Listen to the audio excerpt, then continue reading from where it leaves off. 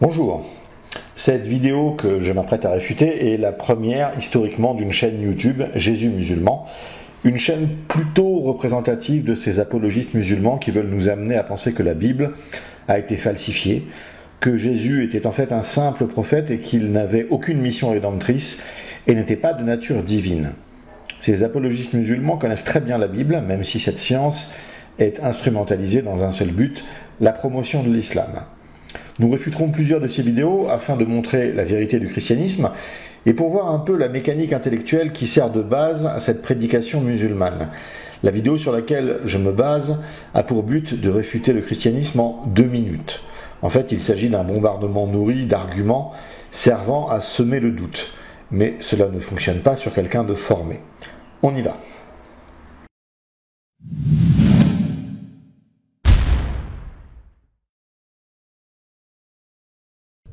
Assalamu alaikum. Dans cette vidéo, on va voir comment réfuter le christianisme en seulement 2 minutes. Lisons ensemble le passage suivant. Puis il s'éloigna d'eux à la distance d'environ un jet de pierre, et s'étant mis à genoux, il pria, disant : « Père, si tu voulais éloigner de moi cette coupe, toutefois, que ma volonté ne se fasse pas, mais la tienne. » Alors un ange lui apparut du ciel pour le fortifier. Étant en agonie, il pria plus instamment, et sa sueur devint comme des grumeaux de sang qui tombaient à terre. Conséquence de ce passage.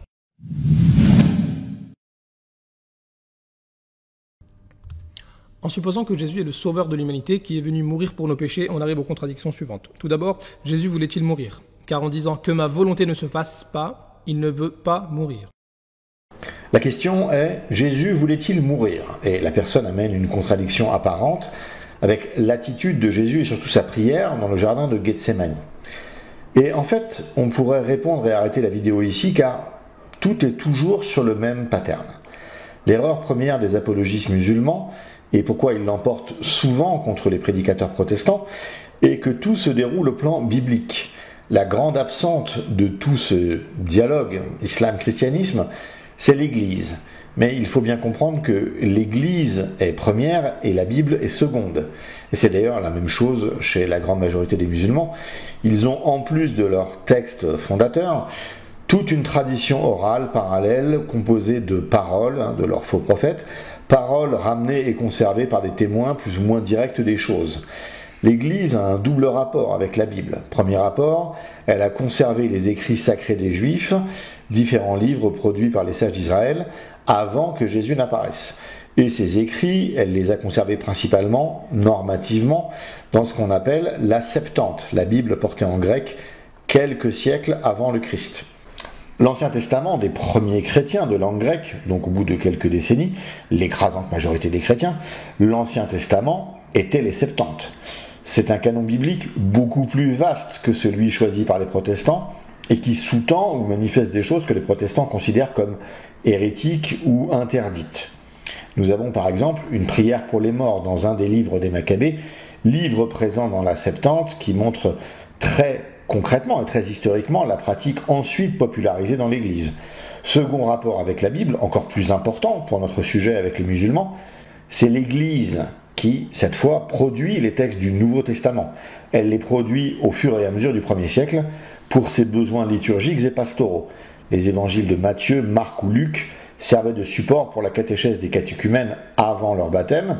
C'est, entre autres, pour cela que l'Église a produit ces textes. Jean, lui, a produit un évangile pour personnes baptisées et pour traiter certains points avec des hérétiques de son époque. Mais pour tous ceux qui ont suivi ou donné une catéchèse, ceci est connu. Le texte sert de support à une discussion, avec un dialogue qui s'établit entre celui qui cherche à comprendre et celui qui a reçu l'enseignement traditionnel. Une catéchèse n'est pas une lecture silencieuse, elle est toujours le lieu d'un échange. Et ces textes-là ont été produits pour faire passer l'enseignement de l'Église. C'était cela le but profond. Les musulmans ont un rapport coranique avec la Bible. Elle doit exprimer, à elle seule, une vérité parfaite, claire et immuable. Mais la Bible n'est pas un traité de dogmatique. Elle est la parole inspirée par Dieu, faite pour susciter des questions dans le cadre d'un échange.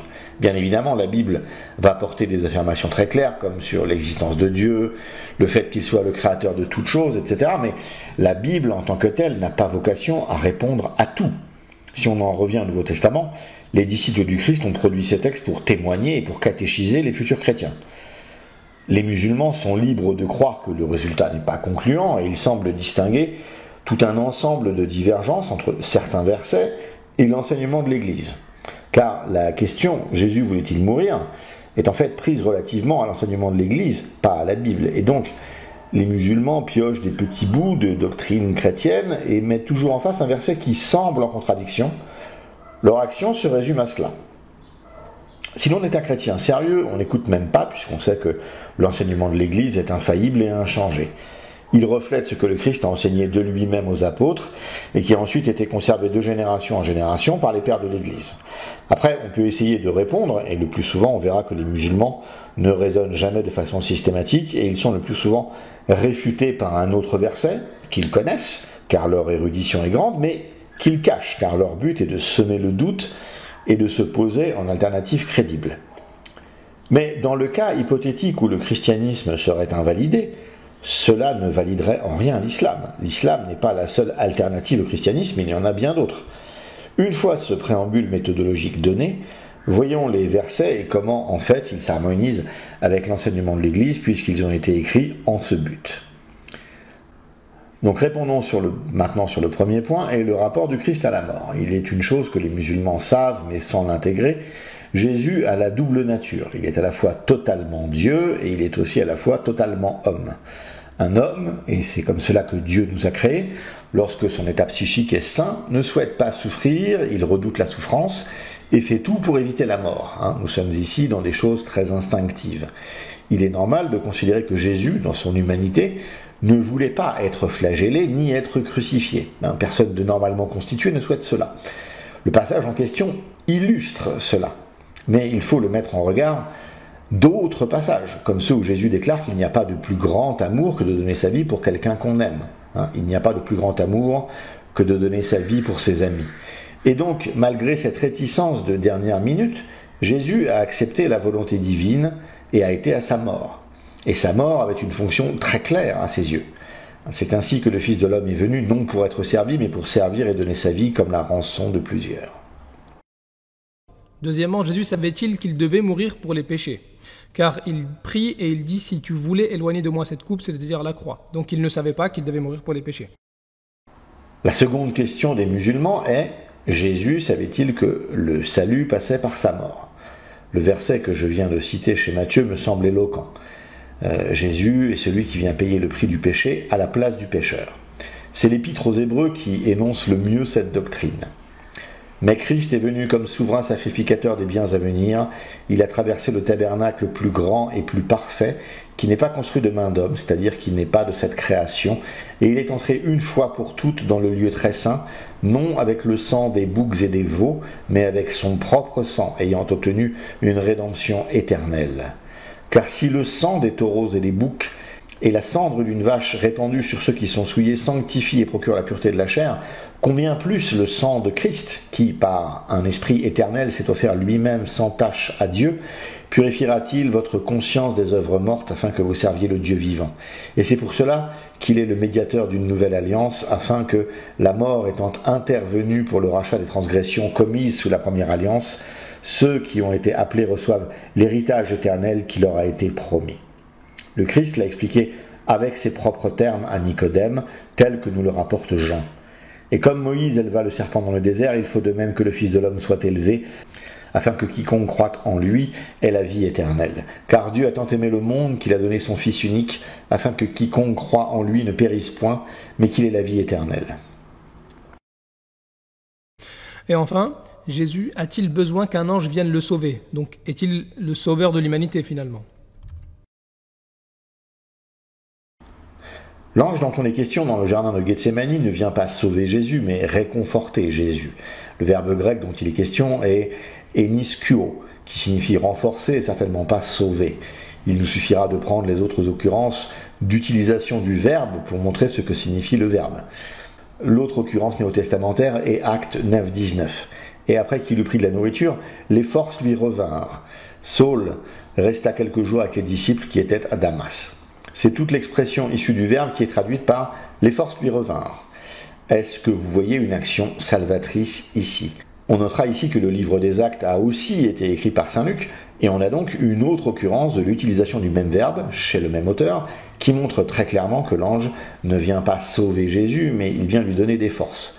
Il est intéressant de voir que l'apologiste musulman remet en cause l'action salvatrice du Christ sur un verbe mal traduit, sciemment mal traduit. Je ne lui fais pas l'injure de ne pas se débrouiller en grec. Je vous laisse tirer la conclusion qui s'impose sur l'honnêteté intellectuelle de l'auteur de cette vidéo.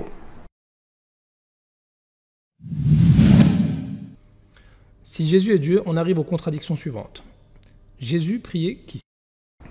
Cette question est peut-être la seule question légitime de toute la vidéo.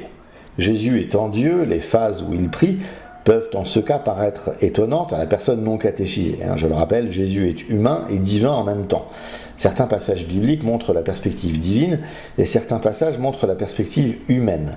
Lorsque Jésus prie, c'est son humanité exemplaire, le servant qui se tourne vers son Père et qui prie. De plus, il convient de rappeler, mais est-ce bien nécessaire, que la doctrine chrétienne comprend la Trinité. Bon, la Trinité est certes bizarre, mais elle n'en est pas moins vraie pour autant. La Trinité postule qu'en Dieu, il y a trois personnes, ou trois hypostases, et ces trois hypostases sont en relation. Et ici, il faut se poser la question de la prière. La prière musulmane s'adresse-t-elle à la nature divine ou à une personne divine? La prière est une forme particulière de communication à une personne. Lorsque Jésus prie, c'est le Fils qui communique avec le Père. La prière est tournée vers une personne, pas vers une nature. Donc en un certain sens, la prière du Christ pourrait même se comprendre sous la perspective divine. Mais je reste avec saint Athanase qui ne voyait à Gethsémani rien d'autre que l'humanité du Christ, puisque c'est bien de cette prière dont il s'agit. Les musulmans ne citent jamais saint Paul, car c'est là qu'est concentrée toute la réflexion théologique qui détruit leur hérésie.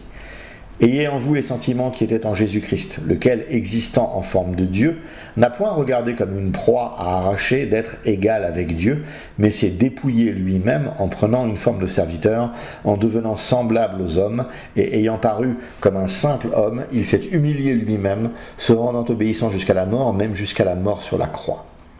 Fort de cet enseignement paulinien, le Christ qui prie ne nie pas sa divinité, il montre simplement qu'il est distinct du Père et qu'il s'est dépouillé, comme dit saint Paul, pour être dans cette dépendance totale vis-à-vis de Dieu. Son dépouillement divin ne doit pas nous voiler la perfection de son humanité, et une humanité parfaite est en relation avec Dieu.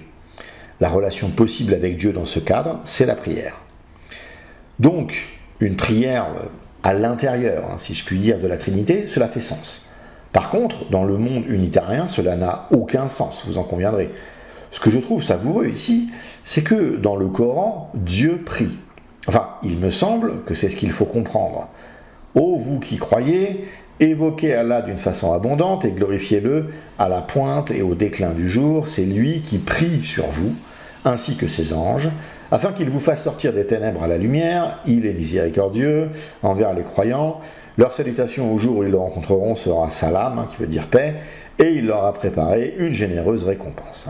Sourate 33, versets 41 à 44. Je ne pense pas tordre le texte en montrant que Allah, accompagné de ses anges, prie pour les croyants. Mais la question que les musulmans posaient au jardin de Gethsémani mérite aussi d'être posée ici. S'il y a un musulman qui peut répondre à cette question, à qui prie Allah ? Et qu'on ne me fasse pas un petit mensonge de vocabulaire avec bénédiction ou faire miséricorde, car le verbe utilisé, confirmé par les arabophones, montre qu'il s'agit de prier.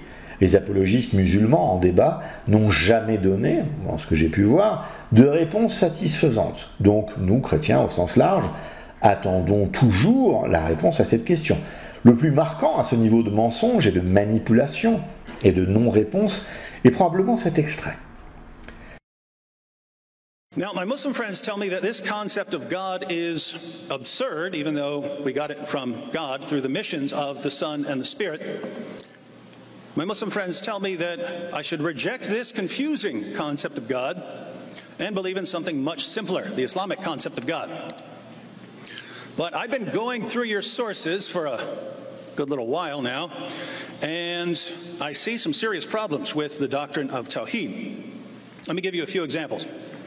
First, Allah prays. People ask, if Jesus is God, why does he pray? I have to remind them that we're Trinitarians. Makes perfect sense for the Son to speak to the Father. Makes much less sense, given the Islamic concept of God, for Allah to pray. In Surah 33, verse 56 of the Quran, we read, "Surely Allah and His angels pray for the Prophet. O you who believe, pray for him and salute him with a worthy salutation." Allah and His angels pray for the Prophet. Translators try to hide this by translating it as Allah and His angels send blessings or show mercy or they praise Him. The problem here is that what it says Allah does is salah. And you know what that means. You know there are perfectly good Arabic ways of saying all of those other things.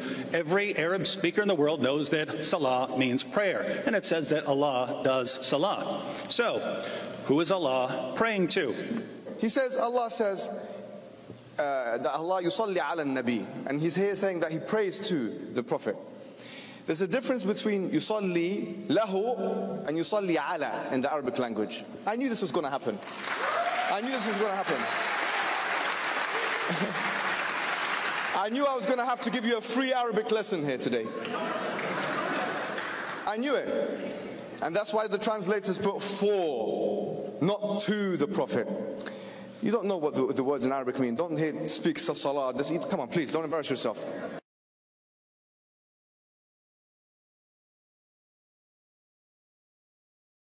Vous voyez ici le niveau pitoyable de la réponse où le musulman est obligé de mentir pour faire croire qu'il a été dit qu'Allah prie à Mohammed alors qu'il a bien été dit que Allah prie pour. La seule réponse possible est qu'Allah se prie à lui-même. Et donc on se demande bien pourquoi, du point de vue musulman, la divinité du Christ est mise en cause, puisque du point de vue musulman, c'est exactement ce qu'on constate. Dieu qui s'auto-prie, si je puis dire. Et autant un esprit peut concevoir le dialogue de deux personnes, père et fils, autant l'auto-prière d'Allah envers lui-même est juste grotesque. Je m'en prie, moi-même, exauce ce que je veux. Ah, quelle blague, l'islam, quelle blague.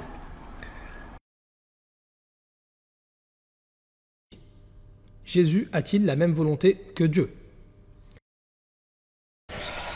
Le problème de la volonté en Christ a été un souci principalement lors de l'hérésie monothélites. Ce que le christianisme dit est que la volonté est un attribut de la nature et non pas personnel. Donc Jésus, ayant deux natures, a en lui deux volontés distinctes, la volonté humaine et la volonté divine. Cela peut paraître déroutant du point de vue de la rationalité humaine, mais il en est ainsi en Christ. Les deux volontés sont bien présentes, elles dialoguent en lui au jardin. Et la volonté humaine est toujours dans l'obéissance à la volonté divine. Ceci est l'enseignement de l'Église. Saint Athanase, par exemple. Ici, le Seigneur manifeste deux volontés, la volonté humaine propre à la chair et la volonté divine propre à Dieu. La première, selon l'impuissance de la chair, prie pour détourner les souffrances, mais la seconde les appelle. Saint Grégoire de Nice, expliquant les mêmes paroles, dit « Ainsi, autre est en lui la volonté humaine, autre la volonté divine. » Il y a consensus patristique sur ce sujet. Ainsi, tel qu'expliqué au début de cette réfutation, Jésus a une volonté humaine qui le pousse instinctivement à échapper à cette terrible épreuve, et il a aussi une volonté divine qui le pousse au sacrifice, car tel est le plan de Dieu pour le salut du monde. Qui lui a envoyé un ange ? Alors la question est assez mauvaise, et on voit qu'elle est là pour faire du nombre. Qui a envoyé l'ange ? On dira Dieu le Père. Je ne vois pas du tout le doute que cela peut semer, puisque le but de la vidéo est bien de semer le doute, non ? La créature peut-elle fortifier le Créateur ? La question « la créature peut-elle fortifier le Créateur » montre que le lexique grec est donc connu de nos contradicteurs, et que donc la théorie de la mauvaise foi s'en voit confortée. En même temps, hérétique et de mauvaise foi, ça s'accorde souvent, n'est-ce pas ? Alors c'est une énième variation sur le thème « Jésus est Dieu d'après vous, donc il devrait être tout-puissant, omniscient, blablabla ». Et je ne sais pas combien de fois il faut rapporter le concept de kénose pour que cela entre dans vos esprits rebelles. Je redonne donc, une fois de plus, les versets qui accompagnent le concept. « Ayez en vous les sentiments qui étaient en Jésus-Christ, lequel, existant en forme de Dieu, n'a point regardé comme une proie à arracher d'être égal avec Dieu, mais s'est dépouillé lui-même, en prenant une forme de serviteur, en devenant semblable aux hommes, et ayant paru comme un simple homme, il s'est humilié lui-même, se rendant obéissant jusqu'à la mort, même jusqu'à la mort de la croix. Jésus, c'est Dieu qui renonce à être Dieu dans ce que cela implique en termes de puissance.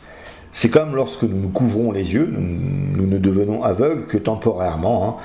C'est comme lorsque nous nous bouchons les oreilles, nous devenons sourds que temporairement. Donc oui, un Dieu avec tous ses attributs divins, disons normaux, n'a pas besoin d'un ange pour se remonter le moral, mais l'incarnation d'une personne divine qui a voilé tous ses attributs divins pour aller jusqu'à une faiblesse qui allait le tuer, dans ce cas, peut trouver réconfortant qu'un ange vienne le voir. Non pas que je connaisse la psychologie des personnes divines incarnées juste avant qu'on les torture pendant des heures. En fait, je lis la Bible et je constate. Ce qui est déprimant avec les musulmans est que ce passage, qui est un passage véhiculant normalement une grande émotion, devienne finalement un lieu de dispute théologique sur des choses qui sont des redites, de redites, de redites, de redites. Vous posez sans cesse les mêmes questions et nous donnons sans cesse les mêmes réponses. Je ne sais pas qui va se lasser en premier. Si nous ne répondons pas, vous fanfaronnez en proclamant une imaginaire victoire. Si nous répondons, vous attendez quelque temps, puis vous reposez à nouveau la question. Quelle perte de temps! Cette vidéo n'a de sens que si elle conforte la foi d'un chrétien, sûr de sa religion mais incapable de répondre, ou si par miracle elle convertit un musulman qui pourrait quitter cette fausse hérésie coranique.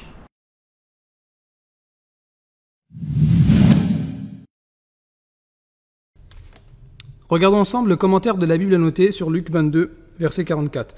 La Bible annotée explique ici que ces versets-là sont absents de plusieurs manuscrits et elle en donne la raison. Monsieur Godet remarque avec raison qu'ils ont pu être retranchés parce que les faits qu'ils rapportent ne se trouvent pas dans Matthieu et Marc et qu'ils semblaient contraires à la divinité de Jésus. Retranchés contraires à la divinité de Jésus. Retranchés contraires à la divinité de Jésus. Si les chrétiens sont capables de falsifier leurs textes contraires à leur dogme, comment être sûr que la Bible est fiable à 100%? وَقُلْ جَاءَ الْحَقُّ وَزَهَقَ الْبَاطِلُ إِنَّ الْبَاطِلَ كَانَ زَهُوقًا. Une vidéo musulmane sans attaque de la Bible aurait été étonnante. Cela fait partie des angles classiques d'attaque. Et pour répondre, je ne voudrais pas rentrer dans le simplisme. Oui, concernant le Nouveau Testament, nous avons des centaines de manuscrits avec des variantes mineures. Généralement, ce sont la façon dont les noms hébreux sont translittérés en grec, que ce soit pour des lieux ou pour des personnes. Il y a aussi quelques variantes dues à la structure même de la langue grecque qui appellent à la présence de petits articles mais qui tolèrent leur absence. Mais cela ne change rien au message global de l'évangile. Avec un omicron à la place d'un oméga ou vice-versa, avec la présence ou non d'un article à la fin, lorsque vous lisez le texte, cela donne toujours la même théologie, celle de l'Église.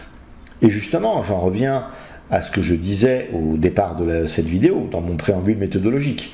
Notre théologie ne vient pas du livre Nouveau Testament, elle vient de l'Église.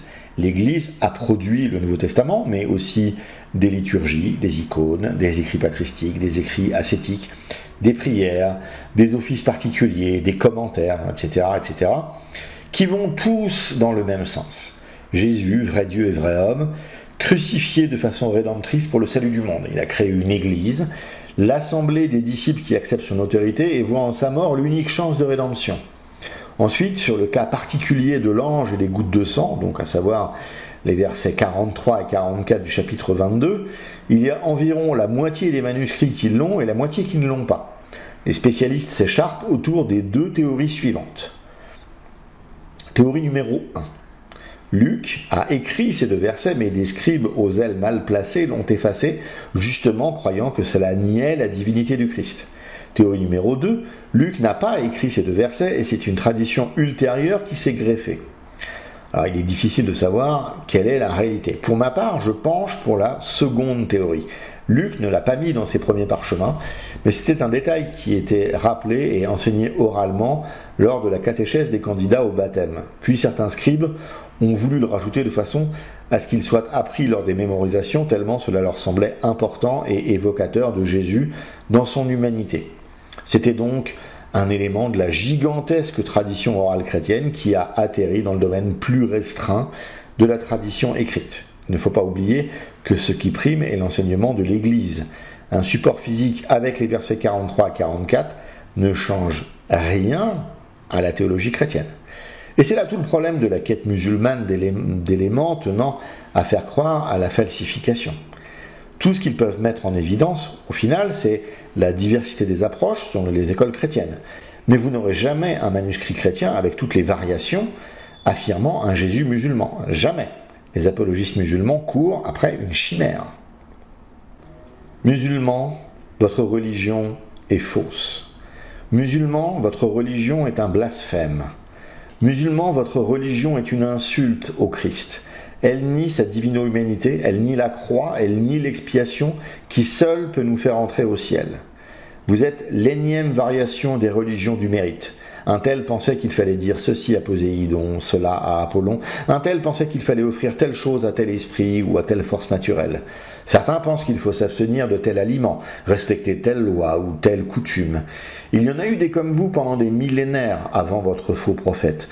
Vous êtes la version mondialisée low cost d'un judaïsme rabbinique pharisien qui est tombé dans le même écueil au final, car lorsque l'on rejette le don de la croix, on retombe dans cette erreur du mérite. Vous croyez qu'en obéissant à Dieu et à un fou qui a prétendu entendre une voix dans le désert, on obtient son salut. Mais quelle triste plaisanterie! Le christianisme est le seul à enseigner l'implacable vérité. Nul humain n'a jamais pu mériter quoi que ce soit par ses propres forces. Il est bien trop faible pour cela. Chaque humain naît souillé de la blessure adamique et il ne suffira pas d'écouter qui que ce soit et d'essayer de faire je ne sais quoi pour y changer quelque chose. Même la personne la plus admirable aura toujours à un moment commis quelque chose qui est contre la volonté divine. C'est comme un drap d'un blanc immaculé sur lequel on voit une tache. Finalement, on ne voit qu'elle. Et comme Dieu est infiniment juste, il ne peut pas faire comme si cette tache n'existait pas. Dieu ne peut pas prétendre que ce péché n'existe pas. Mais Dieu a mis en place un mécanisme en sacrifiant son propre verbe où cette faute a été payée. L'islam nie ce mécanisme. L'islam nie son importance. L'islam est donc une autoroute pour l'enfer. Convertissez-vous. Retournez au Christ. Quittez les fables sur votre faux prophète qui serait un modèle. Si vous lisez les textes de votre tradition orale, vous verrez que c'était quelqu'un d'abominable d'ailleurs. Ce n'est même pas une figure plutôt positive, comme le Bouddha, mais un criminel psychopathe. Nous n'avons besoin de rien d'autre que le Christ. Il a fondé une église pour ceux qui acceptent ce don gratuit et merveilleux. Cette expiation terrible de la croix, c'est la seule communauté qui fasse sens, l'église. Bienvenue dans les catacombes.